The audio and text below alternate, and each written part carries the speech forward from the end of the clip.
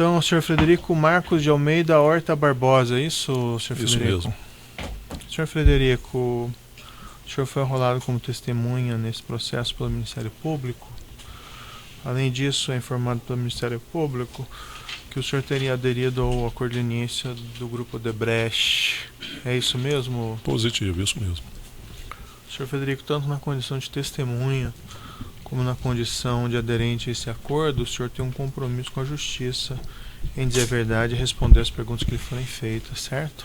Certo. Excelência, pela defesa de Luiz Inácio Lula da Silva, eu respeitosamente vou apresentar a contradita na forma do artigo 214, por entender que o fato do senhor Frederico haver aderido ao acordo de leniência e, portanto, a uma versão que está sendo discutida na ação, impede que ele possa, com devido respeito, prestar um depoimento com isenção.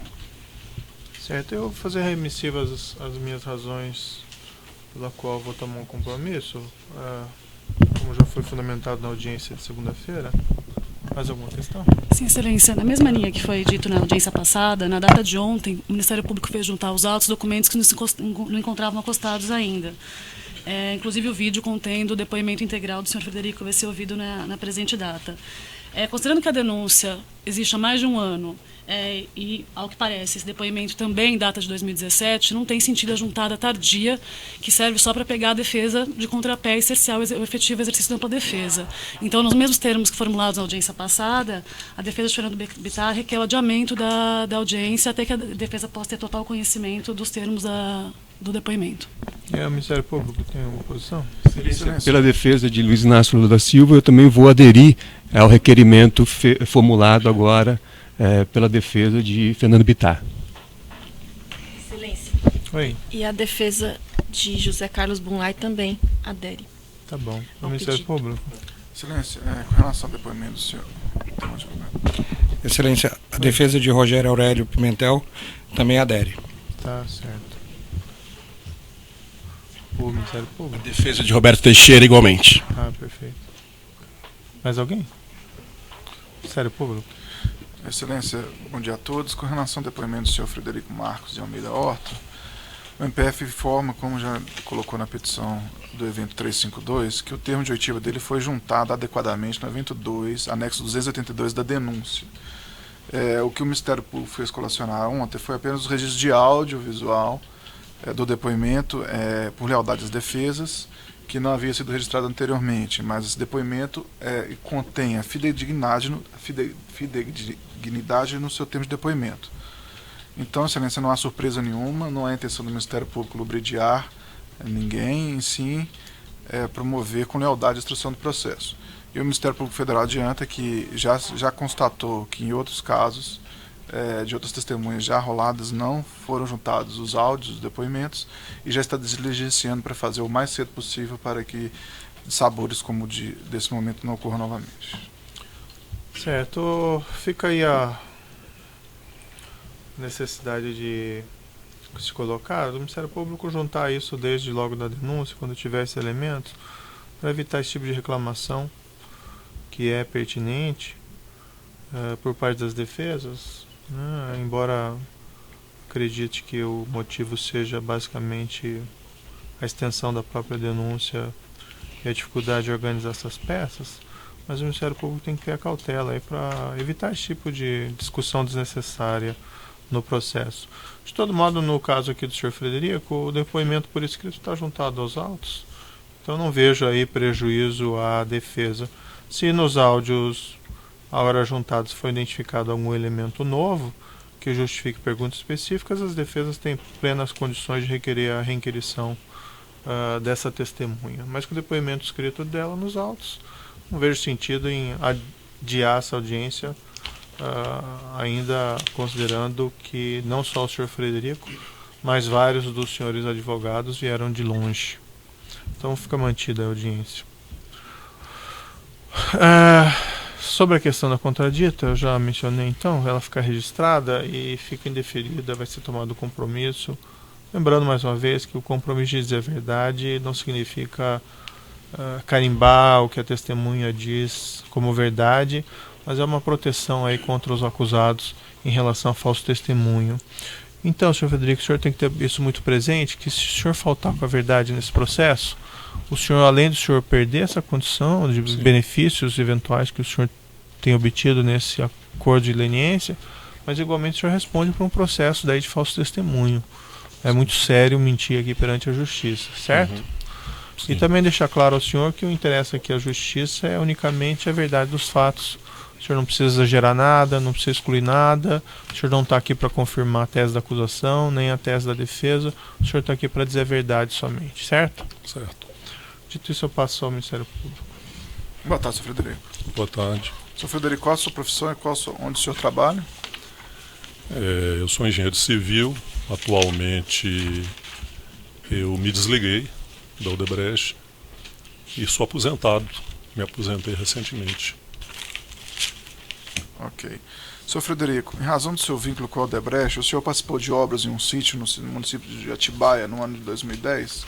Sim. Você pode contextualizar, por gentileza? Em meados de dezembro de 2010, segunda semana de dezembro, eu trabalhava numa obra denominada Aquapolo. É uma obra situada entre São Paulo e São Caetano, na região de Heliópolis.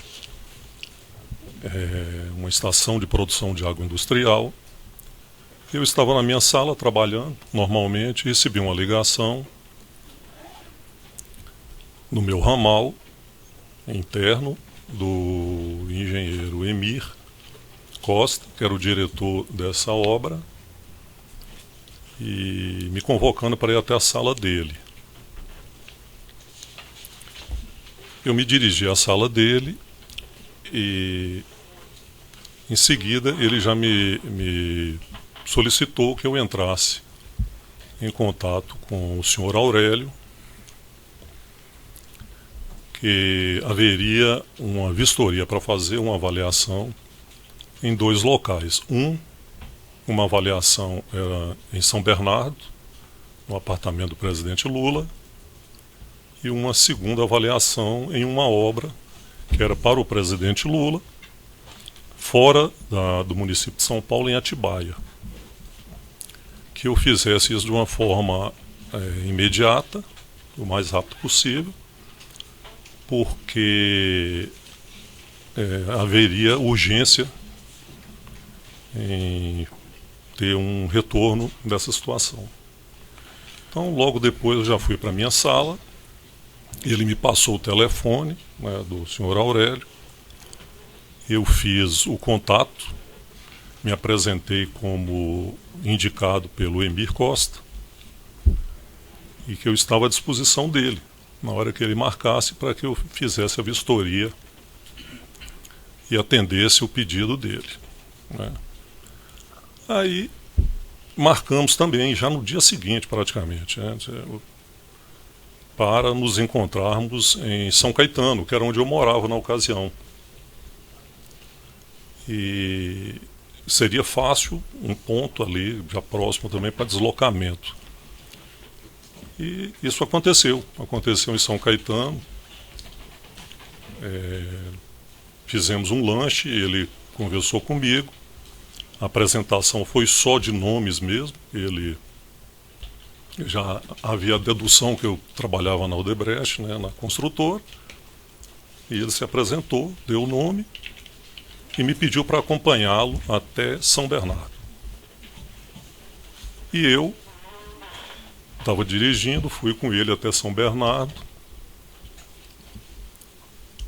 mas não toquei no assunto de apartamento, de quem, etc. e tal. Chegando no prédio, nós entramos, subimos até a cobertura e lá eu visualizei que realmente tinha uma obra em execução na laje superior. Ela já estava com a proteção mecânica retirada em parte, que é da impermeabilização, tinha um vazamento. Eu vi aquela situação, E falei para o Aurélio que aquilo ali é uma anomalia que acontece em edificações, e o que deveria fazer era talvez prosseguir a quebra, fazer uma limitação e colocar água, fazer um teste de estanqueidade, ver se continuaria essa infiltração, e aí chamasse uma empresa especializada nesse trabalho, que a gente não fazia aquele trabalho, né? Então isso foi conversado e foi uma coisa muito rápida, foi 10 minutos aí no máximo, entrar e sair do prédio, né? Ao chegar no térreo, já saindo do prédio, o Aurélio se voltou para mim e falou: mas essa não é a obra é fora daqui de São Paulo, nós vamos até Atibaia, você me acompanha para que nós façamos aí você faça uma avaliação lá da obra. E é dito e feito, eu o acompanhei, entramos lá no sítio, abri o portão, etc. Ele me apresentou tudo o que estava acontecendo ali no sítio e algumas coisas a mais que não estavam nem iniciadas. Por exemplo, o lago que estava lá intacto, né, não tinha nenhum trabalho lá, mas tinha um anexo atrás da casa principal, com a fundação pronta. Era 4 suítes ali na hora que ele me mostrou, a estrutura pronta, né, uma obra com características completamente parada ou em ritmo muito lento, porque o horário também era próximo da hora do almoço, mas não tinha ninguém efetivamente trabalhando. Um galpão do lado esquerdo da sede, que ele seriam 2 cômodos. Tinha também uma sauna próximo da piscina, a piscina com um vazamento, o nível da água bem baixo, que precisaria ser corrigido. Falou do lago, falou também de um campo de futebol, entre outras coisas, né? Era uma obra grande, e ele me perguntou se aquela obra, né, poderia ser feita em 15 dias. Eu falei com ele que era impossível, é humanamente impossível fazer uma obra naquela dimensão, com aquela quantidade de peças, né, no caso, em tão pouco tempo. Aí ele me perguntou em 1 mês. Eu falei, 1 mês até pode ser, é possível, mas com bastante celeridade. Na execução, uma mobilização rápida, tem que ser muito rápido. E, logicamente, eu fui lá fazer uma vistoria. Eu não fui lá, né, com nenhuma orientação de ir lá executar uma obra. Fiz uma avaliação e eu vi que havia realmente uma urgência, um senso de urgência, né? E o EMI já tinha me colocado que era uma obra para o presidente Lula. Então eu já sabia uma ligação, fiz uma ligação entre uma ocupação daquela obra. Bom, retornei, fui ao meu superior, que era o diretor EMI. EMI, a situação lá é uma situação de urgência, eu vi que é uma obra que está inacabada, né? Uma obra que realmente, da forma que o Aurélio conversou comigo, ele demonstrava que realmente precisava de fazer essa obra o mais rápido possível. É uma obra, descrevi, como eu descrevi aqui, o que era, o que compunha aquela construção, as construções. E falei também do apartamento. O apartamento, bem simples, era só um diagnóstico, comprovar talvez um diagnóstico. Retornei para a minha sala. Eu trabalhava nessa ocasião na área de produção, eu era o engenheiro responsável pela produção, uma obra que tinha um efetivo que chegou de 500 a 700 pessoas trabalhando naquela obra ao longo da obra. Já tinha 1 ano que eu estava trabalhando lá e continuei trabalhando. Voltei para a minha sala, fiquei aguardando, o EMI me pediu um tempo e eu continuei no meu trabalho normal. Para mim, eu tinha feito a minha tarefa, né? Logo depois, o EMI me ligou. Eu acho que já no outro dia também, uma coisa foi muito rápida. E me pediu, sentei até a sala dele e ele falou comigo que a gente precisaria de uma empresa para resolver o assunto da obra. E eu com ele, numa interação nossa, surgiu o nome de uma empresa que já tinha nos atendido, até primeiramente até o próprio EMI, que tinha nos atendido em Campinas, numa obra que eu trabalhei. Eu cheguei também, ela já estava lá, e no próprio Aquapolo ela fez um trabalho muito rápido. Nós chegamos à conclusão que o Carlos Prado Rodrigues poderia resolver o assunto. Era uma empresa pequena, eu não tinha muito conhecimento da dimensão dessa empresa, faturamento, essas coisas, mas era uma empresa que sabia fazer o trabalho que faltava, que era a alvenaria, um concreto, tal, fazer o acabamento daquela obra. O EMI pediu para que eu entrasse em contato, que eu pegasse o telefone do Carlos, dentro da agenda da obra, com alguém da obra, área comercial, etc., e entrasse em contato com ele e falasse com ele da situação. E foi o que eu fiz, de uma forma imediata, também, visto que era tudo para ontem, muita urgência, né? Liguei para ele e expliquei que a gente estava com esse problema, que o EMI pediu para que eu fizesse essa solicitação para ele, e que ele, se ele pudesse nos atender, que ele verificasse lá. E marcamos também, rapidamente. Podia ir lá, vamos ver, mas ele já, em princípio, me adiantou que, pela ocasião, que era uma véspera de final de ano, que ele já estava na desaceleração da empresa dele, que era dificilmente. Mas eu falei com ele, mas é uma coisa de urgência, vê o que você pode fazer. Então, fomos lá. Lá, o Aurélio estava lá. Lá no sítio. Lá no sítio já. Aí já fomos até o sítio, dei o endereço para ele, a localização e tal. Chegamos juntos lá. Ele fez a vistoria e falou que, olha, é muita obra para o tempo, o prazo e para a minha empresa, quem eu conseguiria mobilizar em tão curto espaço de tempo. Ele conversou com o Aurélio, rapidamente também, conversou. Eu estava presente lá, nós três. E depois das conversas com o Aurélio e comigo, o Carlos se dirigiu a mim e falou, olha, eu posso colaborar em executar, não tem problema, mas eu não consigo fazer a obra toda. Só se tiver um apoio. E aí ele quase que direcionou o apoio da Odebrecht, né? Ele falou, preciso de um apoio. Eu falei assim, eu não tenho autonomia nenhuma, nem nenhuma orientação para dar apoio nessa obra. Eu vim aqui intermediar uma situação que estou vendo que está problemática, etc. Mas vou retornar e novamente falo com o meu superior.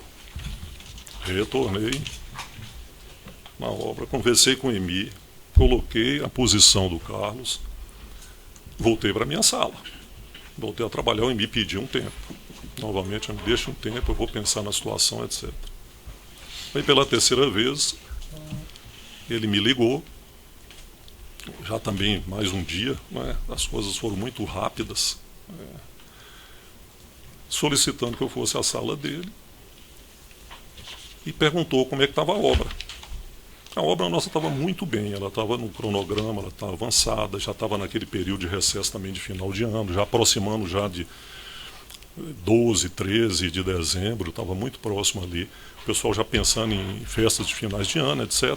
Só um parênteses, essa obra seria a obra da Odebrecht. A obra da Odebrecht. A obra nossa lá do Aquapolo. A obra estava no cronograma, estava tudo certo. A equipe da parte civil, que é a parte ligada à alvenaria e tudo, já estava pronta, inclusive, para a gente fazer o escritório da obra, já definitivo, etc. E tal. Bom, a conversa foi com o EMI se havia condição de nós suportarmos essa empresa e ajudá-la na construção, sem o prejuízo do prazo da obra. Essa questão de obra, um mês a mais de uma equipe, resolve a situação de um mês de ausência. Então eu falei, EMI, não tem problema. Aí ele me orientou, então vamos fazer. Você dá o suporte ao Carlos, é uma premência aqui no nosso contrato, né? Você pode fazer isso, selecione uma equipe e faça, né? Se vocês conseguirem, será ótimo. Então, eu procedi assim, chamei o engenheiro mais novo que tinha na obra, que era que trabalhava próximo de mim e que eu poderia na ausência dele, estar ali suprindo. A equipe que trabalhava com ele também foi a mesma, um encarregado, um administrativo e os operários, uns 15 operários aproximadamente. Poderia, por gentileza, só nominar o engenheiro? O engenheiro era Paulo Kantovitz e o encarregado era Wander Vieira, é o encarregado de acabamento. O mestre-geral ficou, porque ele, como era específico e a ausência do engenheiro, ele ficou e aí acabou facilitando para mim. Fizemos uma mobilização relâmpago, porque se fosse uma obra que precisasse fazer uma admissão, um processo todo de admissão, no mínimo 15 dias para colocar as pessoas. Então foi muito rápido e o Carlos também já tinha os operários dele. Então nós mobilizamos e começamos a obra aí em meados de dezembro. Foi muito rápido, foi uma questão de 4, 5 dias já está trabalhando. E a obra começou assim. E o EMI, assim que ele sinalizou para fazer a obra, ele me falou que os recursos todos que acontecessem na obra seriam com ele. Que eu o procurasse assim que precisasse. Qualquer recurso para pagamento das despesas da obra. Que eu o procurasse. Falei, tá ok. E fizemos isso, mobilizamos, começamos a construção. Basicamente, foi dimensionado. O Carlos, né, ficou com as menores, ele ficou com a guarita, era uma guarita, se não me engano, de quarto ou 2 quartos. E os galpões. A equipe nossa, que era uma equipe que já estava formada, uma equipe que a gente tinha, né, a liderança direta, ficou com as suítes, arrumar a piscina e arrematar a sauna também, tinha uma sauna. E foi assim que a obra procedeu. À medida que a obra foi andando, a primeira semana... Só um parênteses. Sim. Foi feito o contrato da Odebrecht? Com não foi formalizado o Rogério contrato. Aurélio? Não foi formalizado. Okay. Existia alguma orientação para não ostentar o nome Odebrecht? A orientação, a obra que nós estávamos, o Aquapolo, vinha no uniforme escrito Aquapolo e Odebrecht. Então é uma característica de todas as obras nossas. Nesse caso, a orientação do EMI foi para que a gente não misturasse uma obra com a outra, pela informalidade que era a obra, e para também não aparecer a empresa, né, naquele porte fazendo aquela obra, né, e expondo a empresa. Então foi dessa forma que foi sinalizado para mim.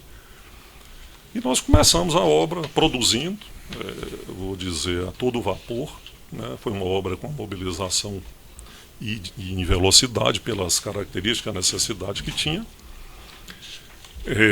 Logo na primeira semana, o fim da primeira semana, logo no início da segunda, já surgiu a necessidade dos primeiros pagamentos, né? Então, era um fornecedor, era um depósito, chamado, se não me engano, Dias, depósito de materiais. Esse depósito, eu vou fazer uma afirmação, que é uma dedução, ele já tinha um vínculo de fornecimento com a obra, era uma obra que tinha lá 3 meses, que estava sendo executada, 2 meses, eu não consigo, né, também saber qual era o ritmo anterior, mas era uma obra de 2, 3 meses. Então, já tinha um vínculo de fornecimento com esse depósito. Eu não conheço Atibaia, mas é um depósito que ele tinha condições de suprir a obra. Então, não tivemos trabalho de ir lá abrir um centro de custo para a empresa, além de também não estar recomendado. Mas fluiu, como se a obra tivesse dado continuidade. Então não foi feito um cadastro próprio da Odebrecht? Não foi. Usaram a conta existente anteriormente? E isso já tinha uma conta e a coisa fluiu como se nem a gente estivesse por lá. E isso, né, seria importante porque também era o caráter de informalidade da obra, você confirma? Sim, também. Okay. Mantinha aquela informalidade, etc. Bom, surgiu o primeiro pagamento, a primeira necessidade. O depósito mandou até a obra os primeiros recibos de retirada de materiais, que era brita, areia, cimento, blocos, né, o que a gente ia consumir, que é o consumo diário. E aí surgiu o primeiro valor que eu vou estimar aqui, a ordem de grandeza, 50, 60, 70 mil, eu não vou saber depois de 7 anos. Mas a ordem de grandeza era essa. Né? A primeira semana foi um pouco menos, depois aumentou um pouco, e a tendência foi aumentar até a terceira. Fui no EMI e falei, EMI, nós temos que proceder agora ao primeiro pagamento, né? Além dos outros pagamentos que tinham de rotina, né? Como alimentação, como produto de limpeza, as coisas normais de obra. Ele falou comigo, não, pode deixar que eu vou providenciar. Qual é o valor? 60 mil. Ele falou, deixa que eu providencio e você retira comigo amanhã. Eu falei, tá ok. Ele me entregou um envelope fechado e falou, você repasse isso para o Aurélio, fazer o pagamento. Eu não quero, até uma recomendação minha, você não pagar. Porque eu ficaria numa situação, se eu pagasse, eu precisava de nota fiscal, eu precisaria de fazer algum tipo de trabalho assim. Eu não ia fazer um pagamento sem ter essa comprovação. Aí, entreguei para o Aurélio. Eu falei, Aurélio, a recomendação, a obra precisa fazer o pagamento, já a cobrança já do depósito, e você tem que fazer, porque eu não vou me expor a fazer esse pagamento. E o Aurélio falou, ok, então tenho que fazer, eu vou fazer o pagamento. E assim foi, criou-se esse sistema de produção, com o EMI fazendo o suprimento de valores da obra, e eu levava para o Aurélio fazer os pagamentos. Quantas vezes o senhor pegou dinheiro com o EMI? Para o pagamento de materiais, foi em torno de 4 vezes. Eram basicamente as 4 semanas que nós trabalhamos lá, viu? A parte do dia a dia, comida... Só um parênteses, senhor Frederico. Quantas vezes o senhor Rogério Aurélio pagou lá no Depósito dos Dias? Quantas vezes ele pagou? Deve ter sido... assim, direto, né, que eu acompanhei tudo em torno de 4 vezes, porque foram as 4 semanas nossas, né, presentes lá e trabalhando. Ok, pode prosseguir. Bom, as despesas diárias, como o Aurélio ele não ficava full time na obra, ele ia 1 a 2 vezes por semana que eu encontrava, né? Se ele foi durante o período que eu não estava, isso eu também não posso afirmar, mas eu continuei trabalhando no Aquapolo. Eu não abandonei o meu cargo lá na obra de origem. Eu trabalhava lá das 6h30 até as 14, 15 horas, almoçava na obra, exceto o sábado. O sábado eu passava quase que o dia todo lá na obra de Atibaia. Então eu continuava trabalhando. Após o almoço, 2, 3 horas, eu ia para o sítio, fazer o suporte, acompanhar o engenheiro, ver a questão de segurança, ver a parte técnica, suprir alguma dúvida de projeto, ver como estava, fazer uma avaliação, mas tinham pagamentos de rotina, alimentação, prestadores de serviço de instalação, piso, pintura, o telhado. Essas prestações de serviço necessitavam de uma negociação, né, que não é, eu suponho, não é a formação do Aurélio. Era eu que teria que fazer, eu ou o engenheiro que estava lá. Então eu acabei fazendo essa negociação, levava para o EMI esses valores, né, que foi negociado. O telhado vai custar R$12 mil, o telhado da suíte, o telhado, a pintura de tal imóvel vai custar tanto. O EMI separava para mim e eu pagava, através de recibo com CPF do prestador de serviço, mas sem a caracterização de quem estava pagando. Isso aí eu não coloquei, é o Odebrecht que está pagando. Não. Então era um pagamento. Isso por orientação de por orientação. Eu não tinha como usar o nome da empresa numa obra sem um contrato, né, na minha mão, que eu naturalmente faço. Foi a primeira vez que eu fiz e não é o procedimento normal da empresa, nunca, né, não foi. Então, era assim que foi feito. Criou-se esse sistema, o procedimento, até passamos aí o Natal, folgamos só o Natal e folgamos o Ano Novo, os 2 dias e os 2 dias. O resto foi bem intenso para que fosse entregue a obra. Quando chegou em meados de janeiro, já tinha o fechamento, a obra pintada, já estava colocada, estava pronta. Eu falei com o EMI, e à medida que ia seguindo a obra, lógico, pelo desembolso que ele ia fazendo, pelo avanço da obra, eu ia prestando informações para o EMI 2, 3 vezes por semana, na hora que eu encontrava e tinha vou colocar assim, a coincidência de estarmos no canteiro naquele momento. Eu vou interromper um minutinho pelo tamanho do áudio, nós já retomamos.